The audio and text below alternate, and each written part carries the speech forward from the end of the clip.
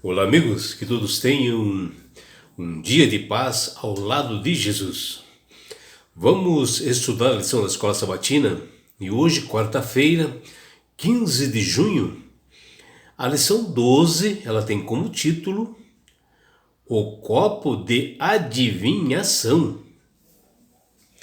Com a vinda dos 11 filhos de Jacó pela sua segunda vez ao Egito, em busca de alimentos, e finalmente, resgatar Simeão, que havia ficado como garantia, até que eles trouxessem o irmão mais novo, Benjamim, na presença, do governador do Egito.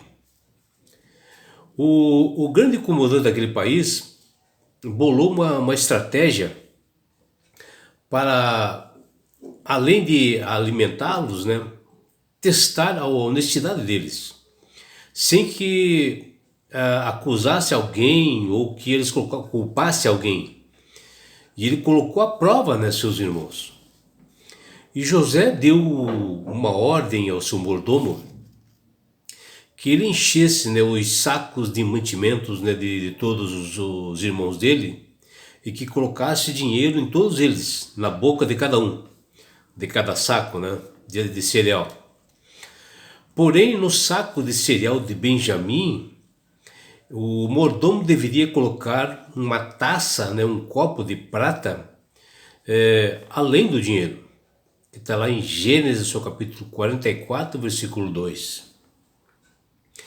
E o mordomo assim o fez, colocou o copo de prata no saco do irmão menor e faz uma pergunta assim curiosa, ao governador José. Não é este o copo em que bebe o meu senhor e faz adivinhações? Uma pergunta do mordomo para José. E aí você pergunta para mim, como pode? Não é pecado fazer adivinhações?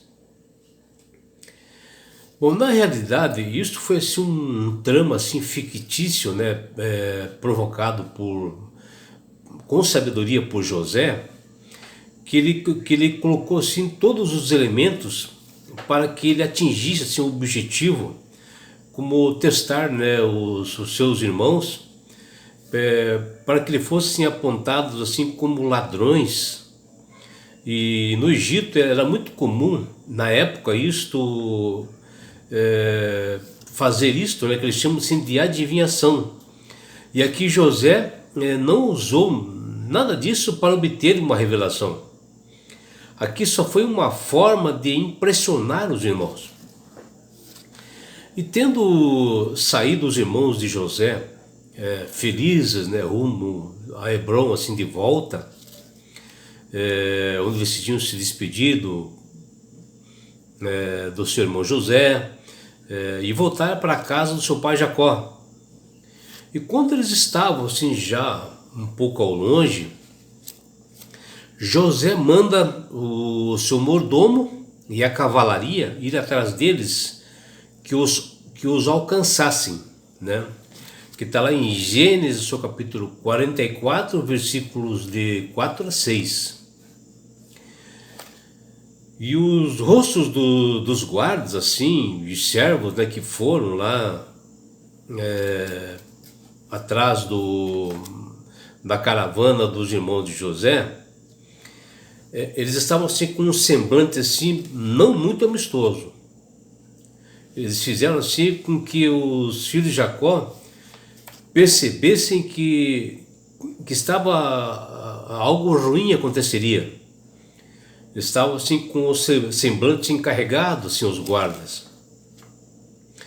E eles revistaram assim, desde do mais velho até o menor de idade, onde tinha dinheiro, em cada boca do saco.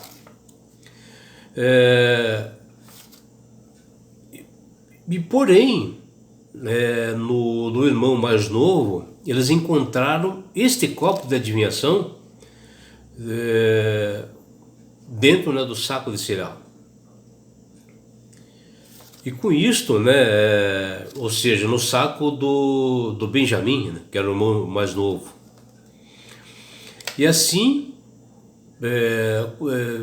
eles comprovando que houve ali uma simulação de roubo, né,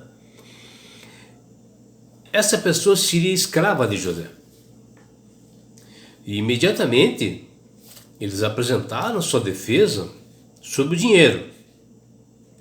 Mas quando eles encontraram o saco de cereal de Benjamim e que lá encontraram esse copo de adivinhação, esse copo de prata, seus corações desfaleceram, porque eles mesmos, né, falaram antes, né, de achar o copo de adivinhação, que se esta pessoa que estivesse com ele deveria morrer, assim ficariam.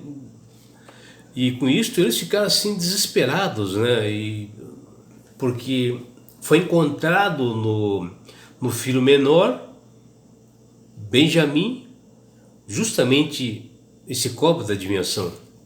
E com isso eles ficaram aflitos, eles rasgaram suas vestes assim de aflição e tornaram a voltar na presença do governador do Egito. Eles voltaram lá para o Egito, que está lá Gênesis capítulo 44, versículo 13.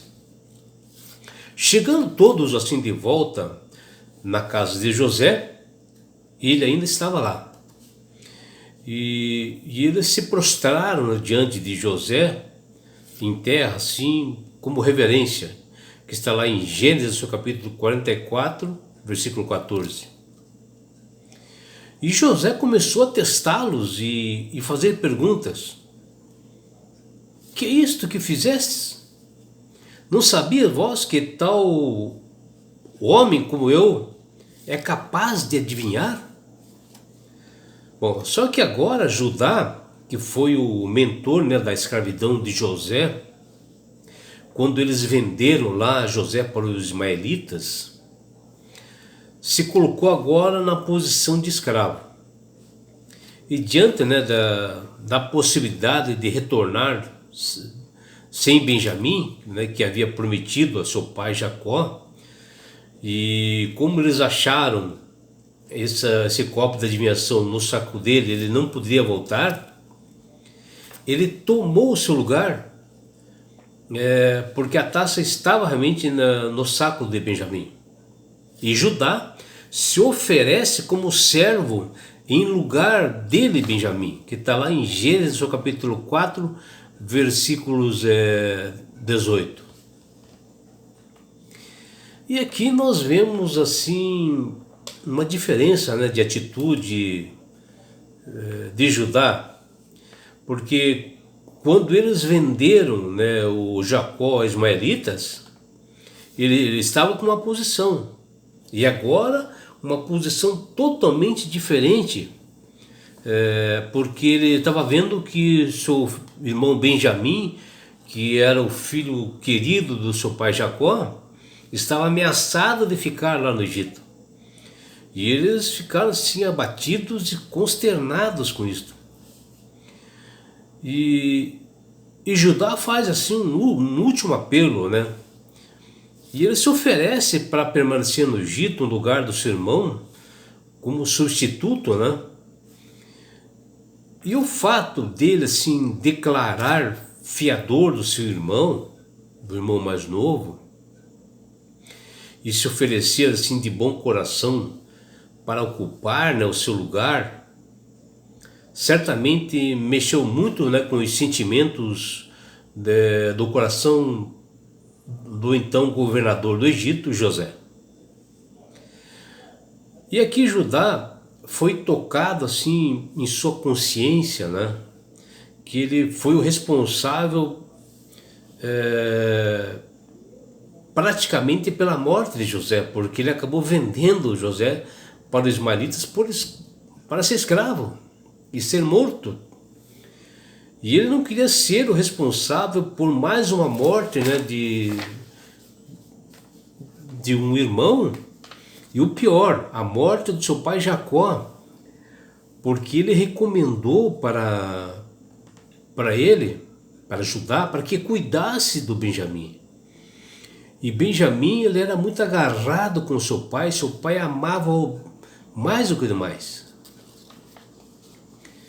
Porque antes dele sair de Hebron, com Benjamim, Judá, falou que ele seria responsável pelo seu irmão caçula. Perante seu pai, ele falou isso. E sabia que algo acontecesse com ele, né? Seu pai não resistiria, iria morrer de sofrimento, de dor, caso ele não voltasse com o Benjamim. E se passaram-se mais de 20 anos antes de Judá, o filho de Jacó, tinha visto assim uma profunda tristeza, né, de seu pai Jacó pela perda de José. E agora ele não poderia acontecer a perda de outro filho que tanto ele ama, né? E era o segundo filho que ele teve com Raquel. E ele, Judá, não queria ver se repetir isto novamente. Mais um sofrimento para seu pai Jacó. E com isso Judá implorou para ser escravo de José, para que nada acontecesse com Benjamim. E aí nós vemos, né, um coração modificado, transformado, né, por Deus. E Judá se apresenta assim diante de José uma nova criatura. E com isso o governante do Egito viu que havia uma modificação nele e que ele poderia confiar nesse homem.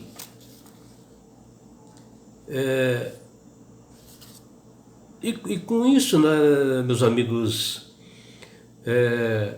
chegou o momento, a hora do grande governante do Egito se revelar a seus irmãos. Depois de tudo que ele viu, essas provas todas que ele teve dos seus irmãos, que ali houve uma transformação, né? E nesse sentido, né, Judá, já transformado, assim, com mudança de caráter, de atitude, o que nós vemos aqui, que ele foi assim um tipo de Cristo, né? Ele se colocou no lugar assim de uma outra pessoa, de um outro pecador. E pede que a ira de José não se acendesse contra os demais irmãos, e sim sobre ele, que está lá em Gênesis, capítulo 44, 18. Aí, meus amigos e meus irmãos, nós vemos o que é a transformação do caráter e a conduta através de Deus quando é tocado no coração de uma pessoa, que modifica ela. Ela tem novas atitudes, como aconteceu com os irmãos de José. E é por isso, meu amigo, minha amiga, que Jesus fala aos seus corações todos os dias, para que vocês possam aceitá-lo como Salvador e Senhor, para que Ele possa levá-los para as mansões celestiais. Um lugar de paz, um lugar onde não há mais brigas, não há mais rancores, invejas, ciúmes, e não haverá mais morte.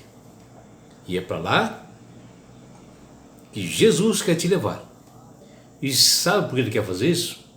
Porque Ele te ama. Abraços do seu amigo João Carlos Amorim.